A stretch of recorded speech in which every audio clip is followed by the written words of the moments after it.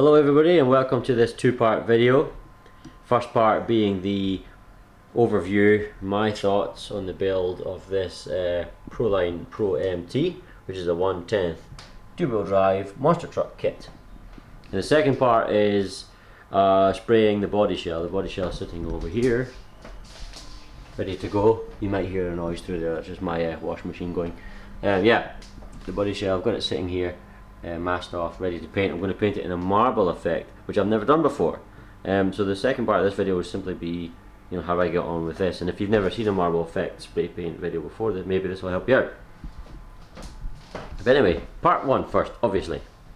This is my finished Pro-line Pro MT. I spent the last few days building the kit up. Now, we'll just jump right in and give you good points and bad points. Okay. First good point, and it's a big one. This is the best RC kit I have ever built. And I have built a lot. So that, is obviously a huge plus point. But let me explain why. First of all, the quality of the plastics and materials in this kit are literally second to none.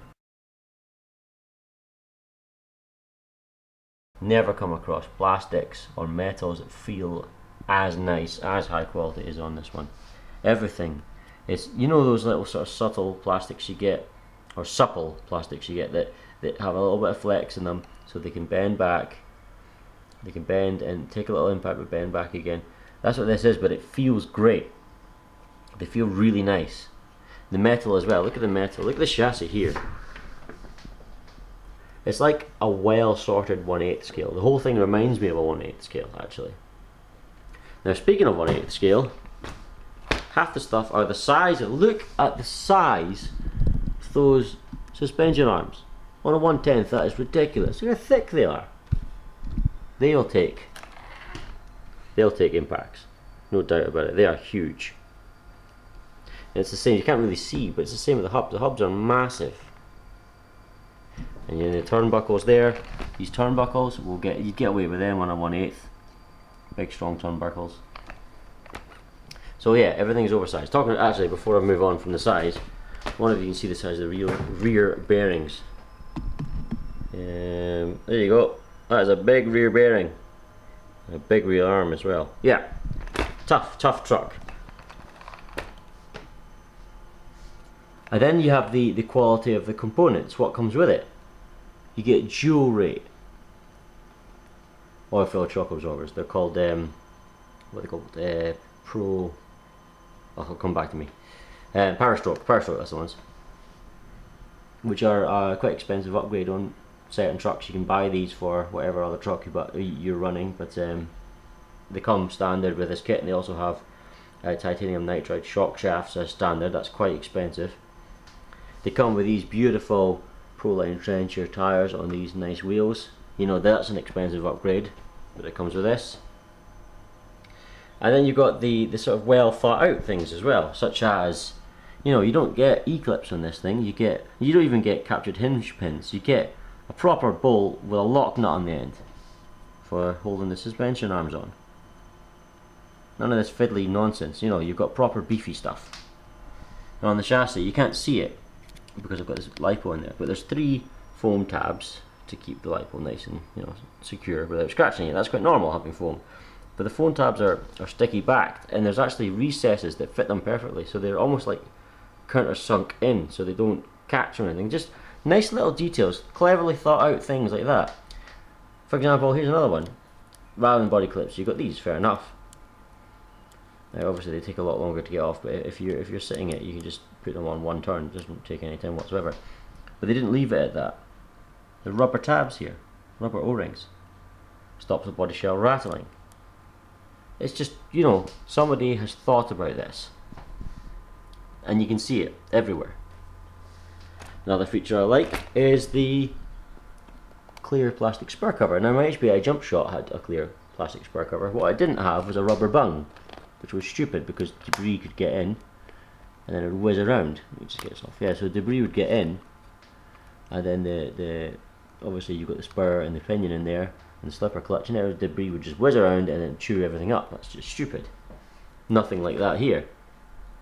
Then you have the rear bumper acts as a wheelie bar. Now I might need to get a proper wheelie bar because the amount of power I'm putting through this with my Newcastle power system, that's a bit of a hefty system. So, but apparently it works quite well, the rear bumper as a wheelie bar.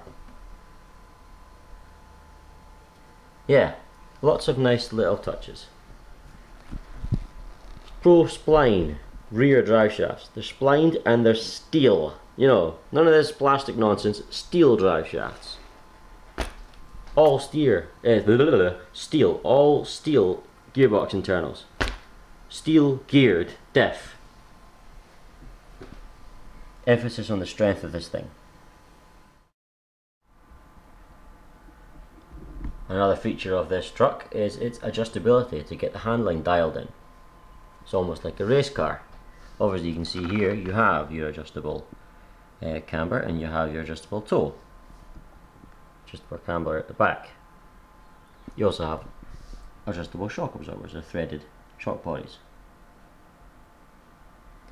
Another thing though, there are tabs. I don't know if you can see, the camera probably might not pick up. There you go, there's that vertical tab with the three holes in it. It says PL, the Pro-line tab. Now that's plastic, but it also comes with two aluminium ones you can fit instead, blue anodized, which are slightly different shapes, and they give you your steering setup a slightly different angle, so you have a slightly different steering setup. It's to give the truck a really racy setup. They call it the Pro Track steering, to try and, you know, it makes it really like race truck-esque and should get you proper race truck handling. Now I opted to go for the plastic because obviously aluminium can bend and it won't bend back, it'll stay bent in a crash, whereas plastic has a bit of spring to it. So this is a basher for me, so I've not opted for that, but it's a nice little touch. Another nice touch is the fact that this is a partially built kit. The shocks aren't oil filled as standard in the bag, but they are built. The gearbox, transmission, everything, that's all built when you get it, and the steering assembly with the servo saver and everything, that's all built in the box.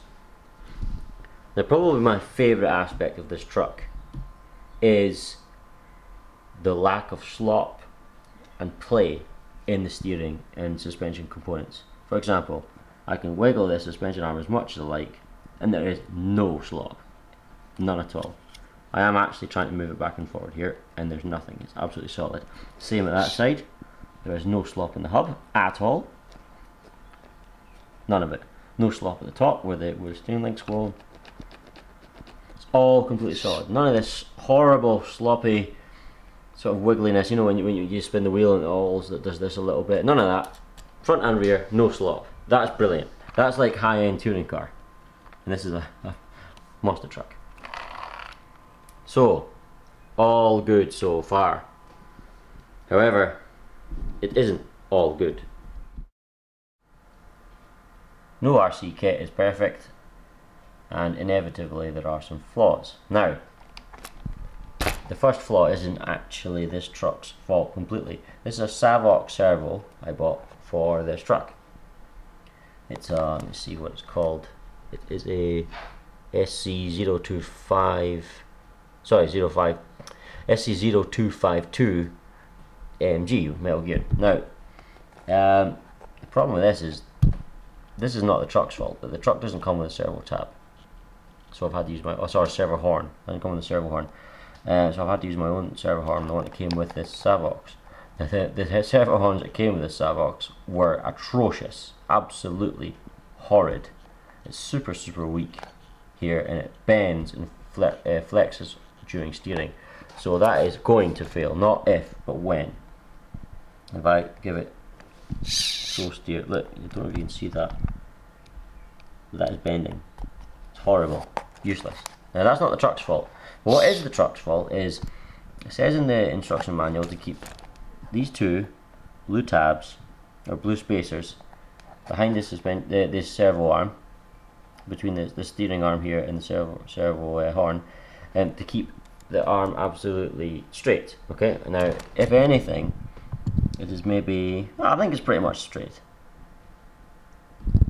Problem with that now, because it's so far out, because these two spacers, the screw there hits this plastic guard. It actually is making contact, causing the servo horn to actually flex even more than normal. I've actually had to turn my steering rate down to 2/3, otherwise it smacks it. Now, it doesn't smack it this way, but you can still see that horrible flex in the servo horn. That's no good. That's no good. Now what I've done is there's a £4, just a dead cheap £4 alloy servo horn on the way that will, you know, eliminate this flex, and I'm going to ditch one of these spacers. Now that means that the arm will go like this a little bit, because it'll be closer in here than it will be at this side. Now the manual absolutely says keep it straight. Now I don't know what the impact was, you know, what's going to happen if it's not going to be straight, but I have no choice. You know, it's not like I've got the choice to keep it straight, and I don't want to. If I keep it straight, it will smack into that plastic guard. So that's a bit of a silly issue. I think that considering how well thought out the rest of the truck is, that's a bit daft. Now, I don't know if you can maybe, you know, use a I don't know what you call it, a joint there, a ball joint type thing there, where the screw is more flush into the side here, but you still get the space at this side. There are ones, but this is the one that gets supplied with kit, and the one that they suggest you use. So, you know, that's not great. That isn't great. Yeah, slightly disappointing. Another thing that isn't really an issue, but it's something that shouldn't really happen. I don't know if you can see it. Where is it? I can't even remember if it was front or rear.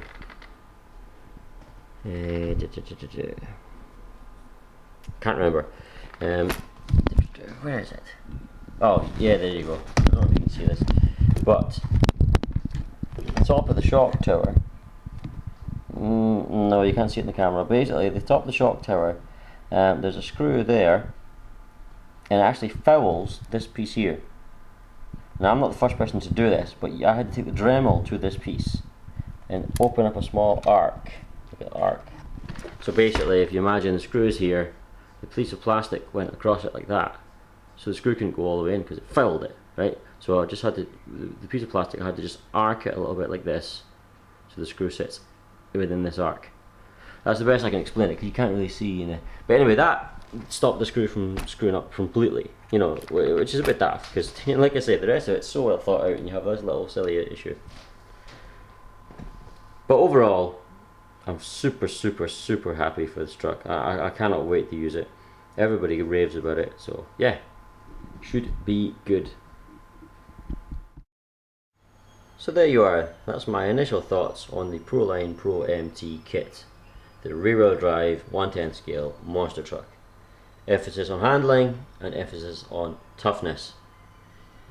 Yeah, part 2, as I said, is going to be about spray painting this in a marble effect.